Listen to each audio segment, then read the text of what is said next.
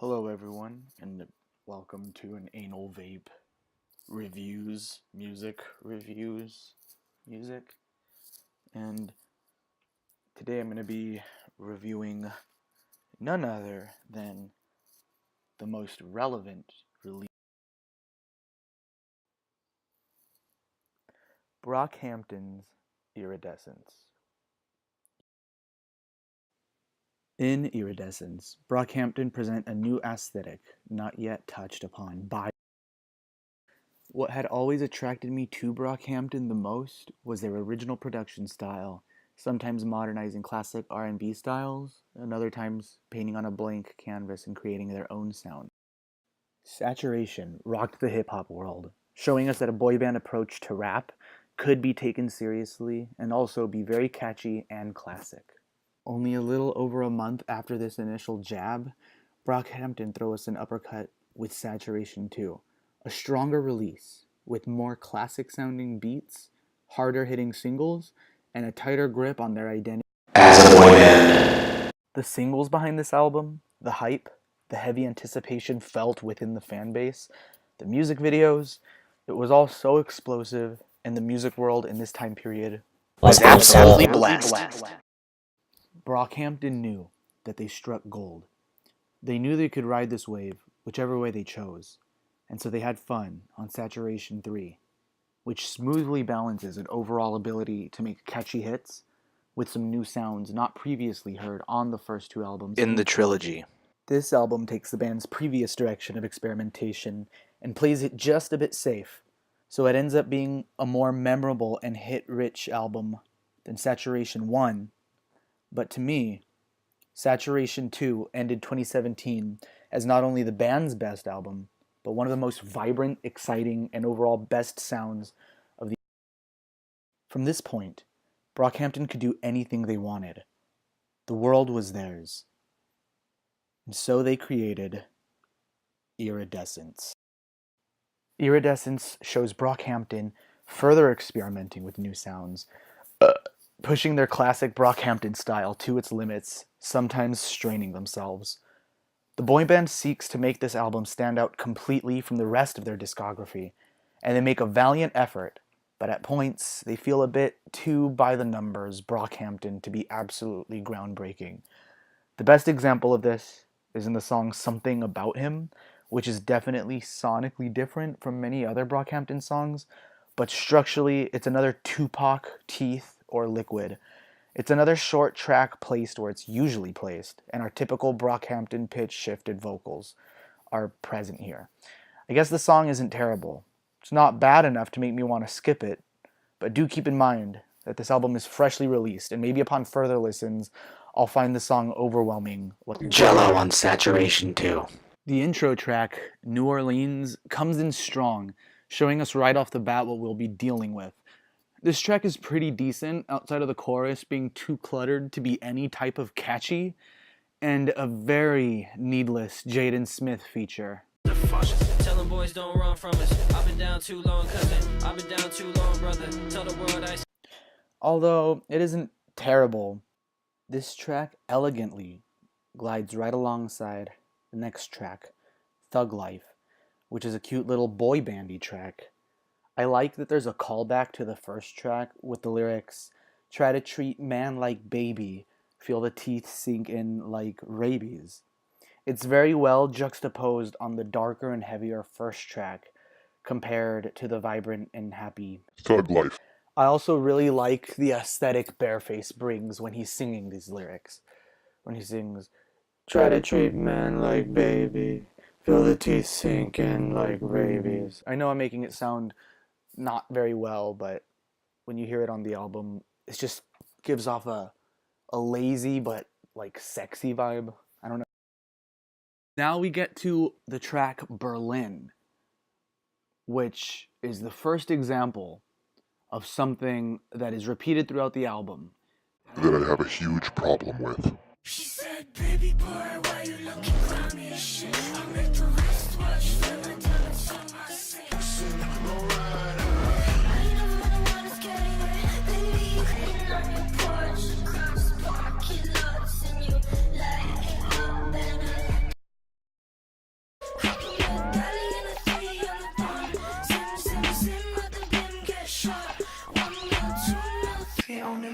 acid rush. Flood down some veins like oxidus. I need fresh air, I need oxygen. Who the Yes, those are all different songs. And yes, they're all the same song. The that flow in those verses from Bareface and at one point Matt Champion, it's just overused throughout the album, and it sucks because like the song Joe Vert was one of my favorite tracks. It was such a hot single, such a crazy energetic single, but when you realize that there's a flow on there and you're just going to hear that same flow with the same pitch shifter on throughout the entire album, you just get kind of tired of it. It gets too gimmicky.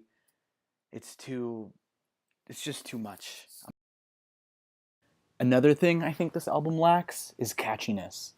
There aren't enough bops on this album like there was in the Saturation trilogy, especially Saturation 2. And this really is a downside considering the album is structured like it was meant to be Saturation 4. It feels as if getting rid of Amir got rid of some of the magic that made their songs so amazing. And that is why I am of the opinion that when Amir was needing to be kicked out of the band, Brockhampton should have just done the boy band thing and broken up and pursue their solo careers. I think I would be more interested to hear their solo projects than I'd be interested in hearing this album again, revisiting it, re-listening to it. Not that the album absolutely sucks. I just think it isn't as good as what they've done before, and they really could have made better songwriting decisions throughout the album, such as choice of chorus in many of the songs. Like in the first track of the entire album, the chorus, the one that Jaden Smith sings, really shouldn't be a chorus. It doesn't feel like a chorus. It's not memorable enough, and they could have either went with another verse, like Bareface's verse, as the chorus instead, and that would have been more catchy. Or they could have just written a whole new chorus. And again, I like that song. Don't get me wrong, I like that song. I just think that there was just not enough bold or wise songwriting decisions made. One other thing that sticks out like a sore thumb is the drums at the end of the track San Marcos. I had such a weird journey with this track because I thought it was too emotional and cheesy when I first heard it. Then after a few more listens, I realized how much I love that emo Christian shit, and so it was sticking a bit. But now I realize how much I really don't like the choir singing at the end. Singing the most generic lyrics. I want more out of life than this.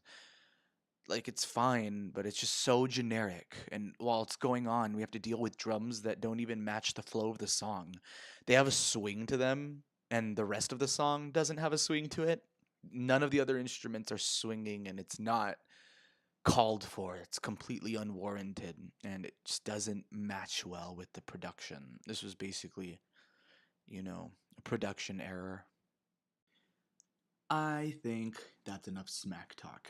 I think I should start talking about the things I actually do like about the album now. The song Where the Cash At is so fun. It's a tad awkward coming in with the placement of the beat and when Merlin decides to start hammering, but it sorts itself out quickly enough to be one of the most wild and enjoyable tracks on the album. I like the production in the song Wait, although I find Joba's singing in this track to be a bit awkward.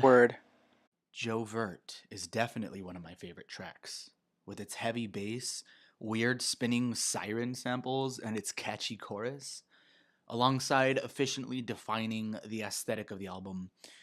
This track is very fun, even though it does include that new Brockhampton flow that's overused.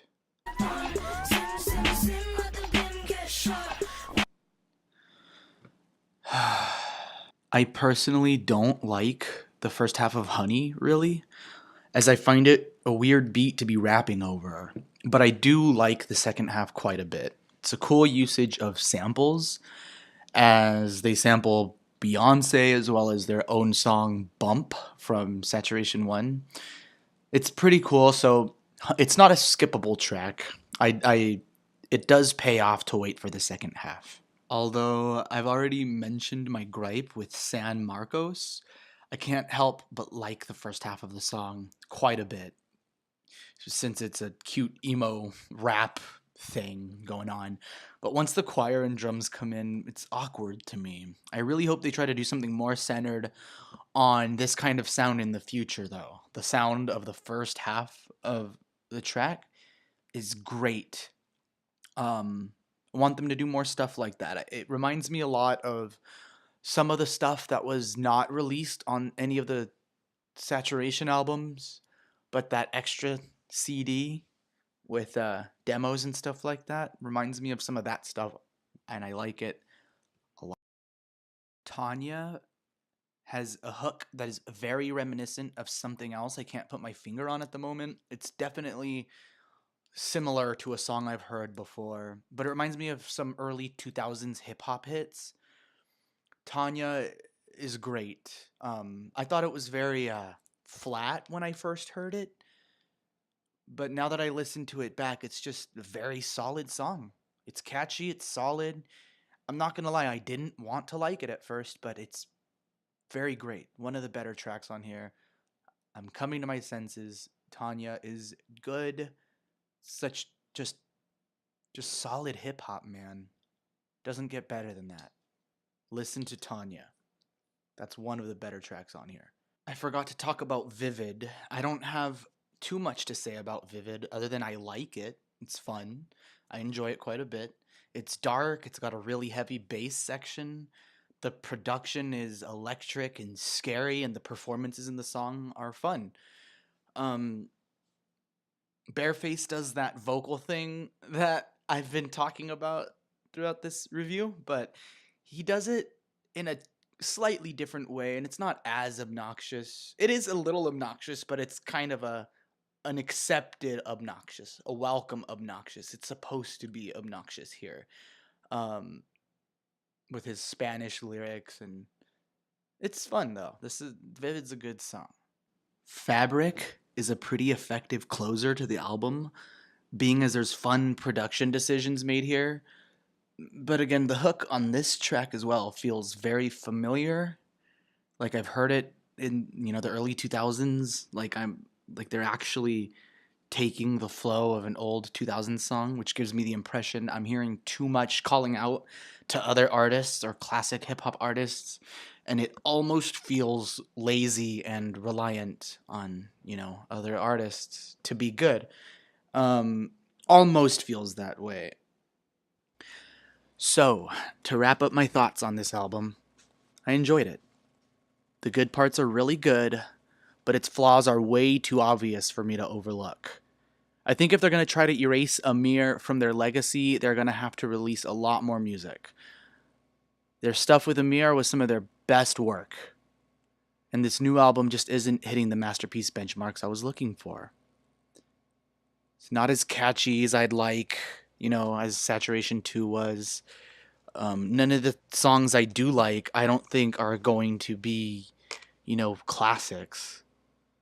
And a lot of the decisions behind the songwriting were just poor, just kind of random, without much thought put into them, is what I feel like. So using Album of the Year's 100-point rating system, I'm going to have to rate this thing a 69 out of 100, just shy of a 70.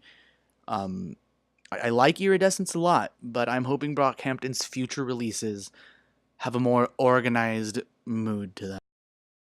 Thank you for watching my review.